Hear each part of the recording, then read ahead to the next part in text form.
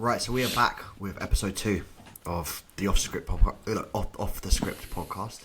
Today, we're going to talk about why people fail on their fitness journey. So, Jeff, with the hundreds of clients that you've worked with, what would you say has been the biggest commonality and trait that people have, aside from being a wet wipe, for why they fail?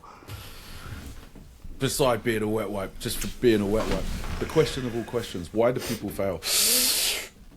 I think it's, like most things, it's complex and it's multifaceted. I think that people set silly expectations. I don't always think it's their fault either. I think it's like social media in the modern day world. I think we live in a modern day age and society where we have everything at our fingertips, and I think I don't like blaming external factors. I like personal accountability, personal responsibility. But from a generally why people fail, I mean, people are too used to just having everything in their hands too easy. I went off on my Instagram stories the other day at a comment. It was a comment that someone had made to me, but I don't know about you. I sit and think, like, you know, Zach, when he smashed up our TV a couple of, whatever it was now, a year ago, when he decided to headbutt our TV, we went and got a new one the next day. Like my iPhone, when it was playing up, it was like I had a new iPhone delivered the next day.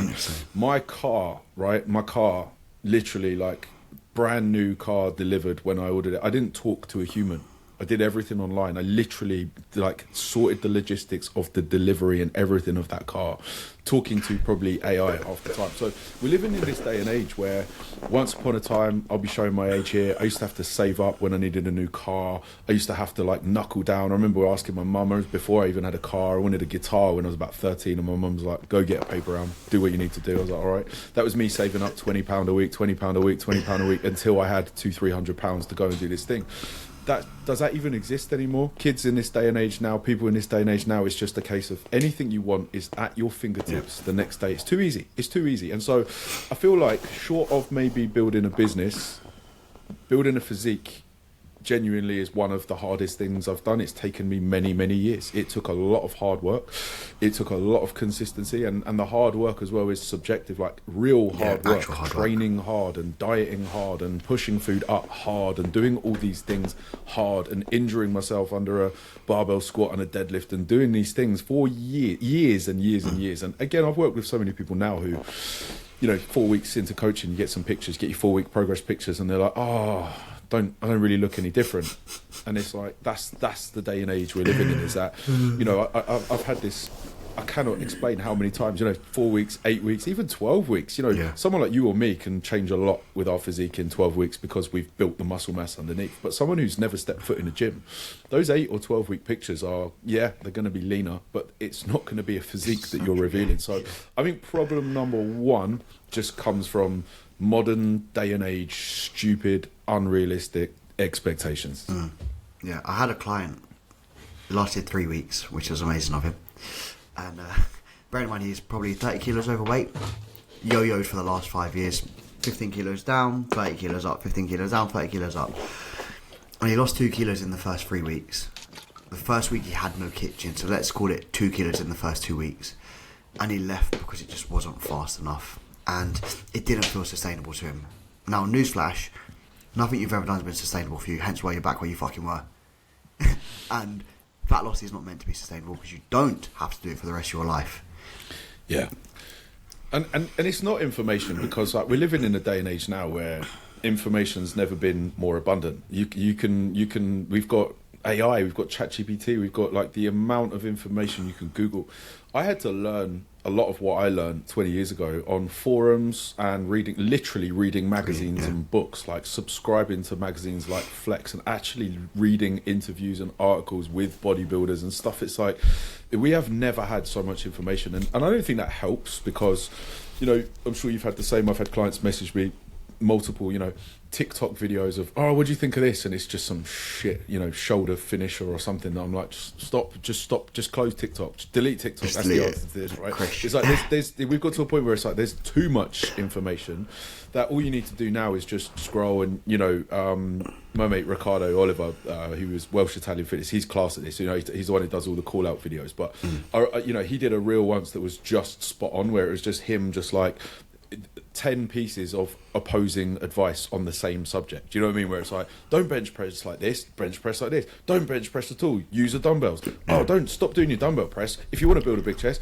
do a machine press. So someone who's new to the gym, or someone who's new to, they've just got this bombardment of information and just not knowing who to listen to. And I think that there's elements here of, like we said, starting off with the modern day society and the problems of like what people struggle with. Then there's just the sheer amount of noise and not knowing who to listen to, because people can sometimes go, well, I've scrolled this guy on TikTok, well, he's got big muscles, he looks good, so that's why I'm listening to him. And it's like, okay, cool, but I say this all the time, you can't take coaches just based off their own physique. There are tons and tons of incredible physique bodybuilders and elite physique bodybuilders, elite physiques in general out there that have done it themselves. That does not mean they can do it for other people.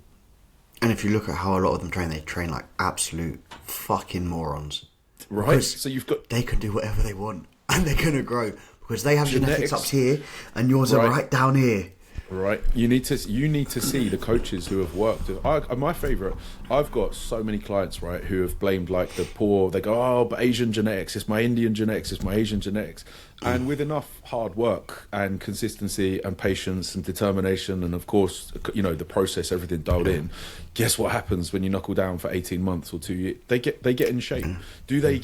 Are they going to make it to IFBB Pro? Probably not. Do you know what I mean? You have to always be able to sit here, and we all have to work with the genetics we've been handed, and some of us can take it to certain levels that others can't. On every single level, the response to food, the response to drugs, the response to you name it. That list just goes on and on and on. But what you can't do is just, completely disregard. There are those. You need to see those people's results with multiple people. Mm-hmm. And I always think about this as well. I would say Asians have probably got the worst genetics as a pool. So if there is a coach that can get great results with them, yeah, they're probably a fucking good coach. If you then look at the other clients that they work with that are maybe a little bit more advanced with the genetics, they're going to be taking those physiques from here to here as well. But those coaches that are blessed with black guys, what do you reckon in let's go for another one. So we've got modern day society, we've got the expectations. What about work rate? Yeah, I was going to say the work rate and people actually just shying away from doing hard things. I think people start a process and because they've never done anything hard, they have no idea how hard it actually is to get in shape, and they forget 100%. That because they see social media again. Yep. Most people are in shape, but they're not looking in the supermarkets. They're not looking at the majority of the population that look like shit. Like, being in shape is such an elite population. It's 1-2% of the population. It's a tiny percentage. And do you know what one I find fascinating here? Because it's not just work rate; it's perceived work rate. And I think I think a good coach has to understand this. Is that if someone signs up with me and they, for example, are just worst of the worst, right? They're overweight, there's their, 45% body fat, their diet is horrific, it's all processed food, they don't go to the gym, they don't do anything other than 2,000 steps a day, they just walk in from the car, the bed to the kitchen to the car. Their perceived version of, for them, if they, for example, start doing 5, 6, 7,000 steps a day, going to the gym twice a week and not eating as much processed shit, that might be their perceived, like, wow, I'm smashing it, this is really good effort. And we know full well at those sort of stats and that sort of body fat, it probably is actually going to move, ironically, the needle. They are going to lose a few kilos just from tidying it up, but that's going to stall very quick, right? They're going to get to this point where, oh my God, my weight's plateaued, my weight's slowed down, what's going on? And it's like, because you're like, what your standard that you've now got to hit so needs to come to here and needs to come to here and it needs to come to here. And that's where a good coach comes in. That's where a good coach is able to understand that psychology and understand and actually teach someone that, because it's not particularly diplomatic or a nice thing to say to someone, your standards are shit and you're rubbish at this, right? You as a coach, you have to kind of teach someone that. You have to literally kind of slowly be, this is where it's silly to put people in, unachievable deficits. There's a time and a place, of course. I actually am a fan of aggressive dieting with in the right context. But, giving someone that's never, I've seen this before with bodybuilding coaches, they tend to be bad for it, where they'll take a lifestyle client, they're awful for it. They'll take a lifestyle client and and be like, right, yeah, 45 stairmaster a day, 5 training sessions a week, and then like a bodybuilder style meal Chicken plan. and And I'm rice, like, oats and egg whites. this is gonna last 2 weeks at most. This is destined for failure. Like, what you need to do with a client like that is be able to actually go, what are you currently doing? Which, going back to what you said, is probably a bit shit. And how do we learn to escalate this? I had a client the other day. Not the other day. You know, when you say the other day, but you mean like 3 months ago, right? Yeah. I had a client a few months ago. I remember my check-ins are on sheets, and where his check-in had opened, it just randomly by default had gone back to his first ever check-in, like a year ago or 18 months prior to that. And my opening box on my check-ins is it's a nice open question. It's, how have you felt this week? Like, essentially, how's the week been? Like, how have you been? Like, it's an opportunity for people to kind of open up. And the first one was like, man, I'm struggling with everything, like steps. This is all so much, it's all overwhelming. Like, I struggled with this. My macros were way off, and everything was just shit. And then I'd gone like to what was at the time today's check-in, and his average steps for the week were 18,000, which was the norm for him now, because we've just over time just got this to a point where he walks everywhere. He walks to the gym. He now walks to work. He's a machine when it comes to steps, which means we haven't had to rely on cardio at all. Just keep those steps super high. And the opening comment of the how have you felt this week? It was like a machine, just smashing it, everything getting done, like just ticking all those boxes. And that was his check-in. I literally was like, mate, I opened your first ever check-in this morning, and I compared them, and I was like, that's how far you've come in a year. I think there's this massive gap between where people need to get to and where people start, and then exactly like you said, because social media's warped it. And I think a lot of people that will start will think that they've got to start at that point. They forget that they're so low down here that actually you only need to start here. And then it's like you gradually, it might be 6 months, it might be a year, it might be fucking 2 years, but you don't need to be at that Stairmaster 5 days a week, Stairmaster 7 days a week. You probably don't ever need to fucking get to it, to be honest. You probably don't. It's a cheesy saying, but it's, you know, I use it with my clients because it is relevant. It's being 1% better every week. You know, I don't know about you, but if I were to try and think how many cuts have I done, how many preps have I done, they get easier every time. You're deep in prep now. It's probably been your easiest prep, I would want to argue. I haven't, other than I've had 2 days, which was like Monday, Tuesday, and Sunday this week. That's 11 weeks into prep, and they're the first days where I've gone, feeling it a little bit. You're so lucky. You're so lucky. Yeah, but I've dieted every single year since I was 14 years old. It's 12 years, every single year. So it's like, I remember when I first started dieting, I remember I would diet hard in the week, I'd refeed every weekend. Unnecessarily. My first diet was hilarious. When I say it out loud now, I cut all carbs and was doing fasted HIIT 7 days a week. Like, it's just like, even when I say it out loud now, it was like I basically lost pretty much most of the muscle that I gained in the phase leading up to, and was still fat at the end of it. It was an absolute failure. But again, tie this into why people fail. You know, if you look at that, my execution was completely off. The actual what I was trying to do was completely wrong. It was based upon noise. I was on forums and, this is the best for fat loss and this is the best for this, and I had no idea what I was actually doing, and carbs are bad when you're in a fat. So it was misinformation that was then just and I didn't go all in. It was the same as you. It was like I was cheating at the weekend. I was going off. I was like, I've did all those runs in weeks, so I'll have that takeaway at the weekend. It was just, it's being able to appreciate like how far you need to, and listen, the people that get good at it make it look easy, right?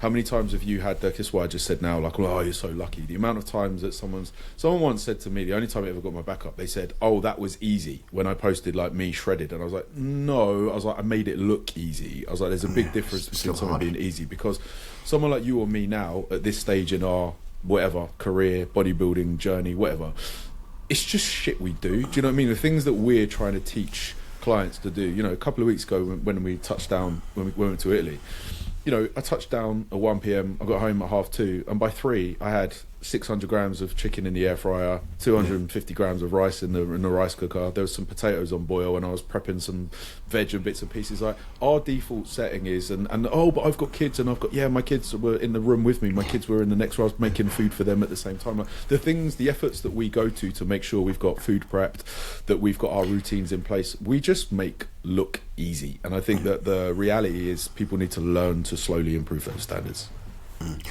I would say one, maybe final one that we touch on is structure. That is why people fail.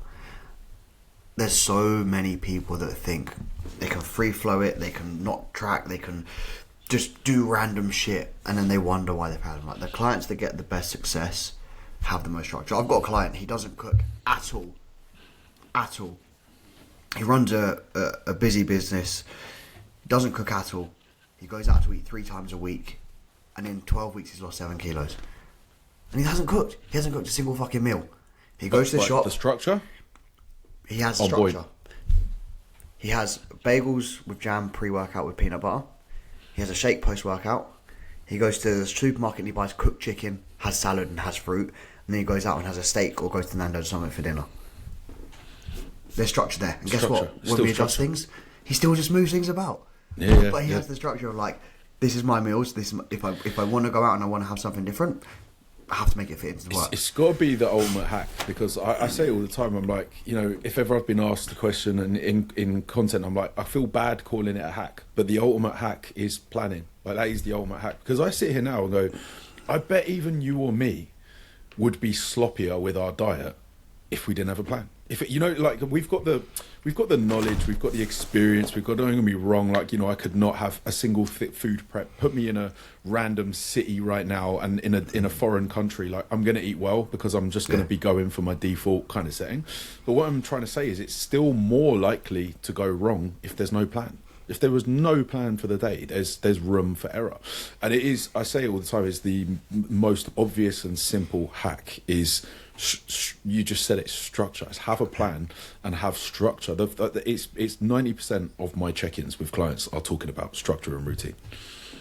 And it's one of those where when people say, I don't like having a routine or I don't like plan, that's why you're fat. And that's why you hate your physique. I call that out all the time, right? Because what else in life do we not plan for, right? If we think basic things like our finances, you've got X amount of money coming in, you've got X amount of money coming out. So you therefore have to plan. You have to sit and be like, okay, cool, let's make sure I can budget for the month.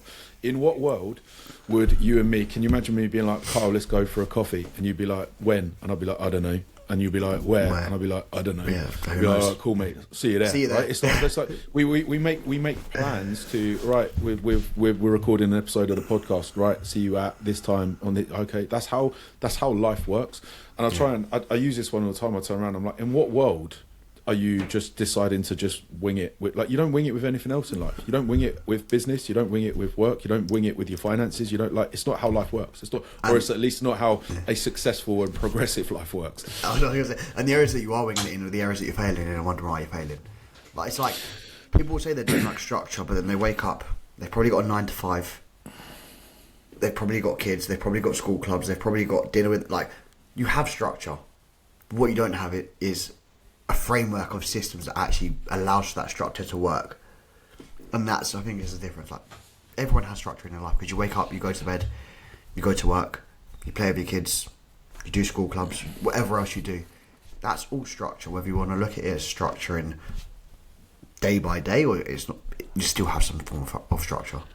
Yeah, 100%. It's like I say to the same to everyone with their meal plan. They go, "Oh, you know, what should I eat?" I'm like, "Well, you already eat." So the best way to do this now is like, you tell me what you're eating, so we can then amend things and improve things, because you're already eating. Like, people already eat. People wake up and go, "Well, I wake up and I don't like cooking in the morning. I don't like. I'm just that's a me. That's a me thing. I get up, I like to go for my walk, I like to spend that next hour with my kids where we normally I have my coffee. So I want breakfast to be something prepped that's in the fridge, which is why I have the breakfast that I have. Because that's if I employed a coach now and they said, right, meal one, you know, eggs, bacon, this, that, I'm like, but I don't want to cook that in the morning. Yeah. So it's being able to audit what people are already doing, so you can sit and go, well, if some people do like cooking, that's part of their morning routine. They're like, oh, the smell of toast and eggs in the morning. You're like, cool, well, that's meal one sorted. Do you know what I mean? It's being able to lean into, like, you've already got structure, you've already got a diet. It's just that it's probably not optimal for what you need to do at the moment. And my whole routine is now just built around optimization. The reason why I get up and I don't do my fasted walk because it's fasted cardio.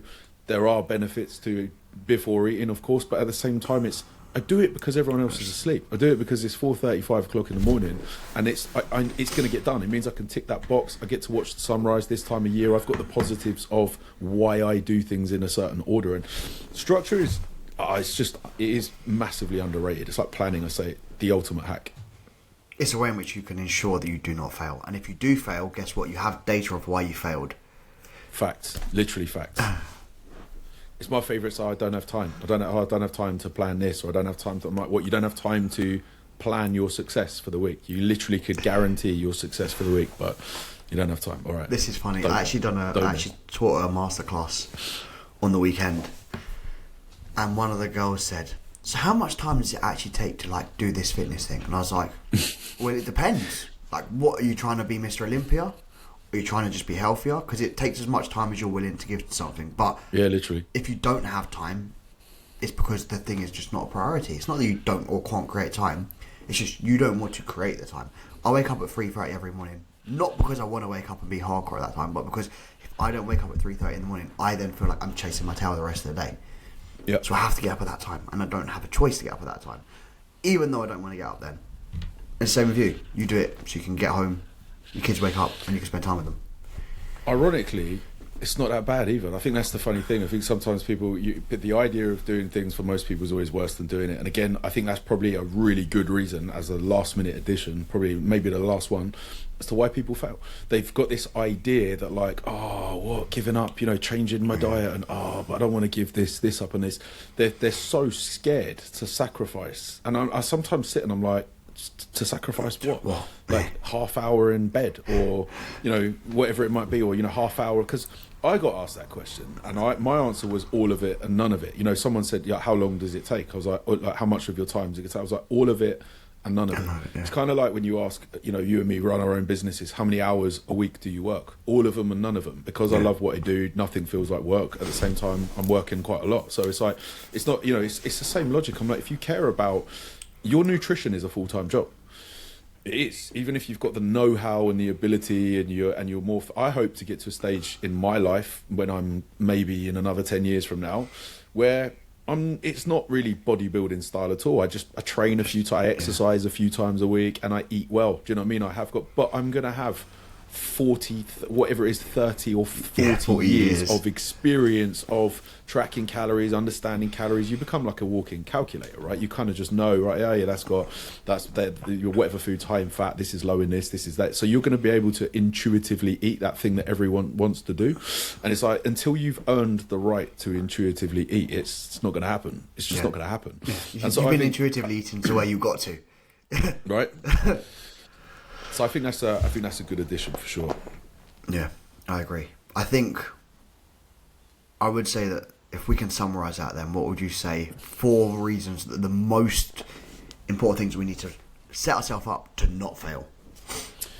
That is a subject for next episode, because next episode we are going to basically turn this one round and answer the question of what it takes to succeed. We're going to pull out case studies, use client examples, and talk about how to succeed.